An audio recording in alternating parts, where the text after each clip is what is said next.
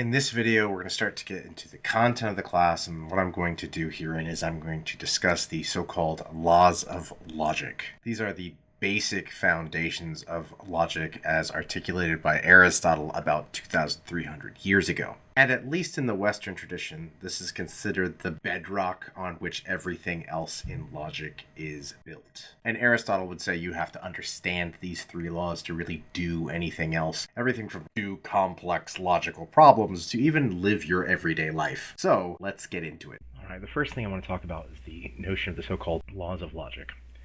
Now, when it comes to the history of describing logic in the so-called Western tradition, the first person to really articulate various features of logic with a great kind of specificity was Aristotle, who lived in the 4th century BCE. And so Aristotle identified three fundamental principles of logic. What he means by laws of logic are here's the three fundamental things you have to accept, period. And there's kind of an insinuation here that everybody accepts these. There's no way that you could do any kind of logical reasoning without accepting these principles, these laws. Therefore, everybody believes in them, and that even if you're going to try and refute logic and say, here's how I'm going to disprove logic, you couldn't really do so in any meaningful way without accepting these principles, is what Aristotle is getting at, and his successors. And this is echoed in some other logical traditions in other non-Greek societies as well. You kind of see elements that are like this in, say, the Nyaya Sutras by Akshapada Gautama in India and other places. But here in the Greek tradition is what's most well known in the so-called Western tradition, so that's why I'm going to stick here. And he says these things pretty succinctly and in a threefold way. So here are the three basic laws of logic. The first one is the law of identity. And this one is probably the most simple, and here's what Aristotle means when he says these things are obvious. The law of identity is simply that a thing is the same as itself. What does that mean? It really is as simple as it sounds. So here's a quote from Aristotle's Metaphysics that I have here. Now, to ask why a thing is the same as itself is no question, because when we ask the reason of a thing, the fact must first be evident that, for example, when we say something like the moon suffers an eclipse, and because it is itself, is the one explanation and reason which applies to all questions such as why is a man man, or why is a cultured person cultured. What Aristotle's saying here is that when we have meaningful language, the law of identity is obvious. When I say the moon has an eclipse, what am I talking about? I'm talking about the moon and not something else. So that when we use language, when we refer to, especially nouns, but it could be verbs and adjectives as well. The green pen. What do you mean by green? I mean green, not some other thing, blue or red. When I say pen, I mean pen and not something else. Now, sometimes we can agree to talk in like a code, okay? And we'd be like, when I point this green pen here and I say, the blue pen, and maybe blue we're using as a code word for green for some reason. Sometimes this happens. But basically, when we talk about something, we're talking about that thing and not something else. This is and Aristotle says this is an obvious feature of language, that when we're talking, when we're communicating, we mean what we say, and we're referring to the objects that we say that we're referring to, and not some other thing. And he says this is super, super obvious. When I talk about something, I mean what I'm talking about. You have to accept that. You can't just someone say something and go, oh, you must be talking about this other thing. No, they're talking about this, or I'm talking about this. So that's the law of identity. Something is itself and not something else. Water is water. The moon is the moon. I am me. All right, the next one is the law of non-contradiction. Now, this is basically a variation on the same theme. So if the law of identity is true, these other two laws of logic are sort of corollaries. That is to say, they should also be obvious if the law of identity is true. So the law of non-contradiction works this way. A thing cannot both be and not be at the same time and in the same sense.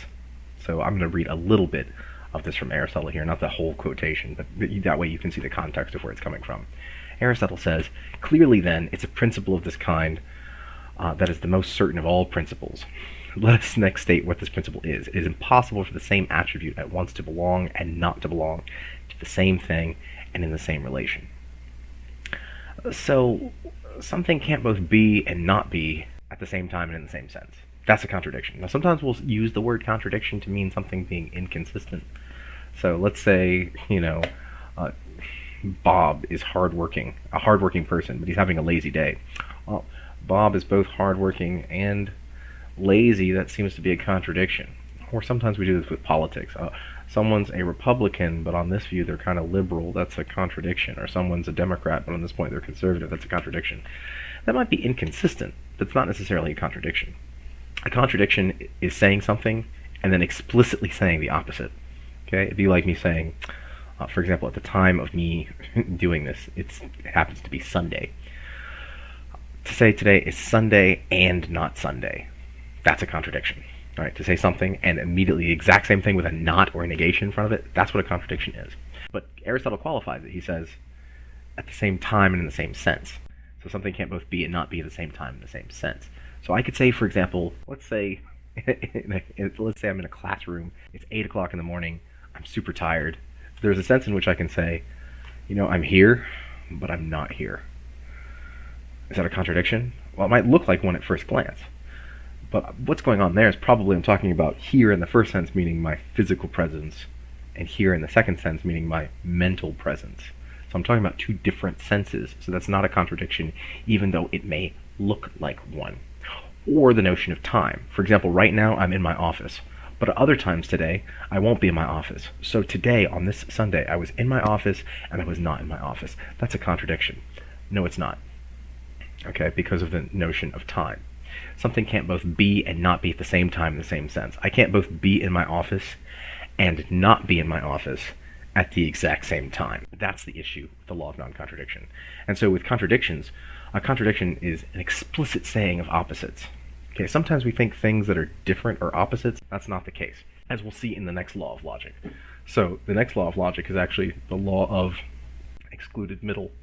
This is that either a proposition or a statement is true. We'll talk about what propositions or statements are, basically something that we can say that's true or false, or they're not. So that's why he says here at the beginning of this quotation from the Metaphysics, nor indeed can there be any intermediate between contrary statements, but of one thing we must either assert or deny one thing, whatever it may be.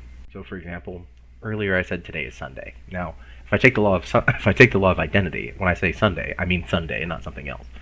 If I take the law of non-contradiction, it can't be the case that it's both Sunday and not Sunday. That would be a contradiction. Unless I mean something else, but maybe I'm looking at some other kind of calendar. Oh, it's technically not Sunday on the Gregorian versus some other calendar. But the law of excluded middle says either it's Sunday or it's not. So that's not the same thing as saying it's Sunday or it's Monday. Monday is a different day. Monday is not the opposite of Sunday. Because I could be, if I say Sunday or it's not, it could be Monday, it could be Tuesday, it could be Wednesday, it could be Thursday. There are 6 other options. Monday is not the opposite of Sunday. Tuesday is not the opposite of Sunday. What's the opposite of Sunday? Not Sunday. So the law of excluded middle says there's no middle ground between a statement. Either something's true or it's not. You've heard people say, what's going to happen when you go to the game this Sunday? Well, we'll win or we won't. Yep. Law of excluded middle. You might be thinking there, well, we tie. Well, if you tie, did you win?